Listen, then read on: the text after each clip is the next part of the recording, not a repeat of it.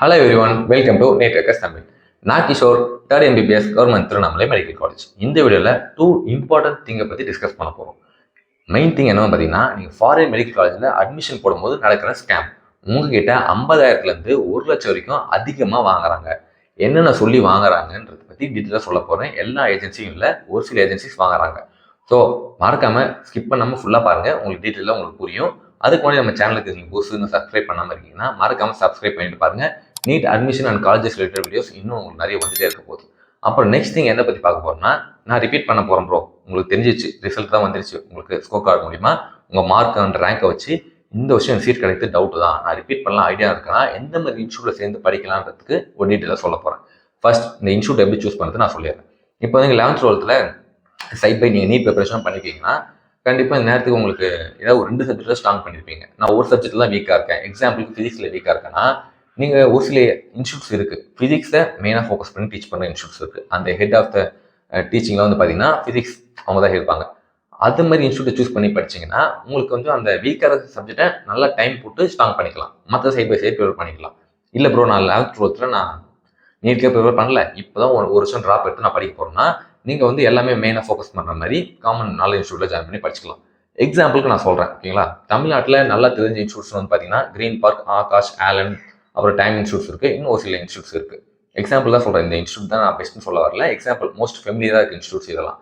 So இந்த மாதிரி இன்ஸ்டியூட்டில் நான் சேர்ந்தாவே எனக்கு அட்மிஷன் கிடச்சிருமான்னு பார்த்தீங்கன்னா, நீங்கள் ஜாயின் பண்ணிட்டீங்கன்னாவே உங்களுக்கு அட்மிஷன் கிடைக்காது. இது மட்டும் எந்த இன்ஸ்டியூட்டும் சரி, நீங்கள் ஜாயின் பண்ணிட்டீங்கன்னா அவங்களோட வேலை 25% தான். 75% ப்ரிப்பரேஷன், நீங்கள் ப்ராக்டிஸ் பண்ணிட்டு மோட்டிவேட்டடாக இருக்கிறதுலாம் உங்கள் கையில் தான் இருக்குங்க, ஓகேங்களா. டிஸ்ட்ராக்ட் ஆகாமல் இருக்கணும். ஸோ பிகாஸ் நான் டாப் இன்ஸ்டியூட்டில் சேர்ந்துட்டேன், அவங்க வந்து ஆல் இண்டியா ரேங்க்லாம் ப்ரொடியூஸ் பண்ணுறாங்க, டாப் 10ல் வராங்க, ஸோ நான் சேர்ந்துட்டேன், கண்டிப்பாக சீட் கிடச்சிரும் நீங்கள் ரிலாக்ஸ்டாக இருக்கக்கூடாது. அங்கே சேர்ந்தீங்கன்னா அவங்க உங்களுக்கு நல்ல ஒரு பார்த்து டைம் டேபிள் கொடுப்பாங்க. அதை நீங்கள் ஃபாலோ பண்ணி அதை ஃபாலோ பண்ணி ப்ரிப்பேர் பண்ணிங்கன்னா உங்களுக்கு கண்டிப்பாக சக்ஸஸ் கிடைக்கும். நான் அப்போ சின்ன இன்ஸ்டியூட் சேர்ந்தெல்லாம் முடியாத அப்புறம் கேட்டிங்கன்னா எந்த இன்ஸ்டியூட்டில் சேர்ந்தாலும் படிக்கலாம். உங்கள் பக்கத்து தெருவிலே இருக்குது, ஒரு 50 பேர் வச்சு மட்டும் தான் நடத்துகிறாங்க, ஆனால் நல்லா நடத்துகிறாங்க, எனக்கு நல்லா புரியுதுன்னா நீங்கள் தாராளமாக அங்கேயே சேர்ந்து படிக்கலாம். உங்களுக்கு அண்டர்ஸ்டாண்டிங் இருக்கணும், நல்லா புரியணும், நல்லா எம்சிக்யூ சால்வ் பண்ண வரணும். அதுக்கு எந்த இன்ஸ்டியூட்டில் சேர்ந்து படித்தாலும் ஓகே தான்.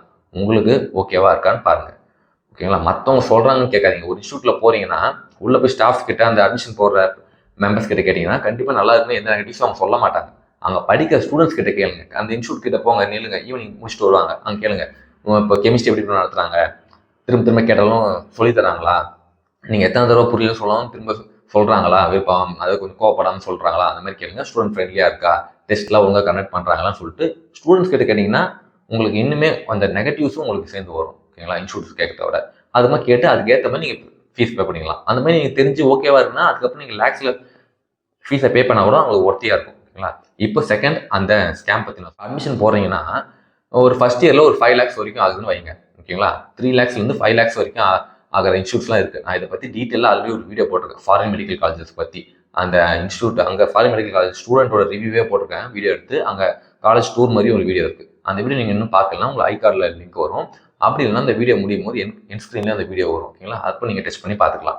இப்போ நான் எக்ஸாம்பிள் நான் ஒரு சொல்கிறேன். இப்போது ஜலஹாபாத் ஸ்டேட் யூனிவர்சிட்டி கஜகஸ்தானில் இருக்குது. இப்போ ஃபர்ஸ்ட் இயர் ஃபீஸ் வந்து இவங்க பார்த்தீங்கன்னா யூனிவர்சிட்டியோட ஃபீஸ் தான் 5,33,000.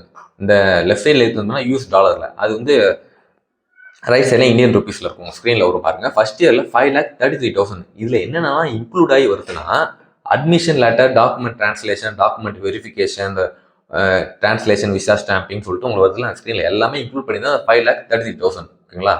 ஆனால் இந்த ஒரு சில ஏஜென்சிஸ் என்ன பண்ணுறாங்கன்னா இந்த இன்க்ளூட் பண்ணி வர இனிஷியல் பேமெண்ட்டை தனியாக வச்சுக்கிறாங்க. இது வந்து தனி ஃபீஸ் நீங்கள் பே பண்ணிடணும். இது இல்லாமல் நீங்கள் போய் காலேஜில் ஃபீஸ் பே பண்ணணும்னு சொல்கிறாங்க. உங்களுக்கு என்ன சொல்ல வரேன்னா, இந்த 5,33,000 இருக்குல்ல, அதில் இன்க்ளூட் ஆன ஃபீஸ் தான் இது எல்லாமே, இந்த சின்ன சின்ன ஃபீஸும். ஆனால் இங்கே என்ன பண்ணுறாங்க, அந்த இன்க்ளூட் ஆன ஃபீஸை தனியாக வாங்கிடுறாங்க. அதுக்கப்புறம் திரும்பவும் போய் நீங்கள் யூனிவர்சிட்டியில் அந்த ஃபீஸை செகண்ட் டைம் பே பண்ணுற மாதிரி வைக்கிறாங்க. அது உங்களுக்கு தெரிய வராது, அந்த மாதிரி தான் அவங்க பண்ணுறாங்க. ஸோ இதுக்கு நீங்கள் அவேர்னஸ் கிடைக்கணும். அதுக்காக தான் இதுக்கு என்ன பண்ணுறதுன்னா, ஒரு ட்ரஸ்டபிள் ஏஜென்சி மூலிமா நீங்கள் அட்மிஷன் போடலாம்.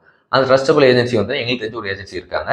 அந்த ஏஜென்சியோட நம்பர் உங்களுக்கு வரும். இவங்க வந்து பார்த்தீங்கன்னா ஜென்யூனாக வந்து அட்மிஷன்ஸ் ப்ராசஸ் பண்ணுறாங்க. நீங்கள் தமிழ்நாட்டில் எந்த டிஸ்ட்ரிக்டில் இருந்தாலும் சரி கால் பண்ணி நான் எனக்கு எக்ஸ்பிளைன் பண்ணுங்கன்னா உங்கள் வீட்டிலே வந்து எக்ஸ்பிளைன் பண்ண அவங்க ரெடியாக இருக்காங்க. இல்லை நீங்கள் ஃபோனில் எக்ஸ்பிளைன் பண்ணாலும் அவங்க பண்ணுவாங்க. நம்பர் வந்து உங்களுக்கு ஸ்க்ரீனில் வரும். நீங்கள் வாட்ஸ்அப் காலும் பண்ணலாம், நார்மல் காலும் பண்ணலாம். உங்களுக்கு அட்மிஷன் ரிலேட்டட் எல்லா டாக்குமெண்ட்ஸும் உங்களுக்கு அனுப்புவாங்க. ஒரு முக்கியமான விஷயம் சொல்லிக்கிறேன். இதில் அட்மிஷன் பொறுத்து நீ நீட்டில் பாஸ் பண்ணியிருந்தால் போதும், எலிஜிபிள் மார்க் வாங்கி பாஸ் பண்ணியிருந்தால் போதும், உங்களுக்கு நீங்கள் அட்மிஷன்ஸ் போட்டுக்கலாம். என்னென்ன யூனிவர்சிட்டி வந்து பார்த்தீங்கன்னா 5 different universities in 5 different countries. Not only Kyrgyzstan, Kazakhstan, Uzbekistan, Russia, அது மாதிரி எல்லா கண்ட்ரிஸை பற்றி நான் முன்னாடி இதில் டீட்டெயிலாக சொல்லியிருக்கேன். ஸோ நீங்கள் அதில் பார்த்தீங்கன்னா இன்னும் உங்களுக்கு நல்ல ஐடியாஸ் கிடைக்கும். இந்த வீடியோட நோக்கம் வந்து பார்த்தீங்கன்னா இந்த ஸ்கேம், இந்த இனிஷியல் பேமெண்ட்ஸை வந்து பார்த்தீங்கன்னா திரும்ப உங்களுக்கு தனியாக வாங்கிடுறாங்க. யூனிவர்சிட்டி போய் திரும்ப அதே பே பண்ணுற மாதிரி நடக்குது. ஸோ அதுக்கு நீங்கள் அவேர்னஸ் கிடைக்கணும். இதை பற்றி நான் எப்படி இப்போ தெரிஞ்சுக்கலாம், வேறு யூனிவர்சிட்டி நான் சொல்கிறது இல்லாமல் வேறு யூனிவர்சிட்டியில் நான் அட்மிஷன் போட போகிறேன்னா நீங்கள் கண்டிப்பாக ஏஜென்சிஸ் கேட்டால் உங்களுக்கு தெரிய நம்பகத்தன்மையாக இருக்கணும்னா நீங்கள் யூனிவர்சிட்டி கான்டாக்ட் பண்ணுறது கஷ்டம். ஸோ ஆனால் மெயில் நீங்கள் பண்ணலாம். மெயில் பண்ணி உங்கள் ஃபீஸ் ஸ்ட்ரக்சர் கேட்கலாம். இல்லைனா அந்த ஏஜென்சி கிட்ட நான் அங்கே படிக்கிற பசங்க கிட்ட பேசணும், அவங்க நம்பரை கொடுங்கன்னு சொல்லிட்டு கேளுங்க. அந்த பசங்க கிட்ட ஃபோன் பண்ணி கேட்டு பாருங்க, எவ்வளோ ஃபீஸ் ஸ்ட்ரக்சர் ஆகுது எல்லாம் ஓகேவான்ற போய் கேட்டு பாருங்க. ஸோ இதை நீங்கள் அவேர்னஸ் தெரிஞ்சுக்கணும். நிறைய பேருக்கு தெரியல தமிழ்நாட்டில். ஸோ அதை தெரிஞ்சுக்கிறதுக்காக தான் அந்த வீடியோ மேக் பண்ணியிருக்கேன். திரும்ப ஸ்க்ரீனில் ஃபீஸ் ஸ்ட்ரக்சர் வரும், பார்த்துக்கோங்க. அந்த ஏஜென்சியோட நம்பரும் வரும். நீங்கள் கான்டாக்ட் பண்ணி கேட்டிங்கன்னா கரெக்டாக என்னென்ன ஃபீஸ் ஆகுது, எவ்வளோ வாங்குறாங்க, எதுக்கு எவ்வளோ வாங்குறாங்கன்னு டீட்டெயில்டாக அவங்க உங்களுக்கு எக்ஸ்பிளைன் பண்ணுவாங்க. ஓகேங்களா? அந்த வீடியோ கண்டிப்பாக உங்களுக்கு யூஸ்ஃபுல்லாக இருக்கும்னு நினைக்கிறேன். யூஸ்ஃபுல்லாக இருந்தால் லைக் பண்ணிடுங்க, உங்கள் ஃப்ரெண்ட்ஸ்க்கு ஷேர் பண்ணிவிட்டு மறக்காமல் சேனலை சப்ஸ்கிரைப் பண்ணிக்கோங்க. அண்ட் தேங்க்ஸ் ஃபார் வாட்சிங்.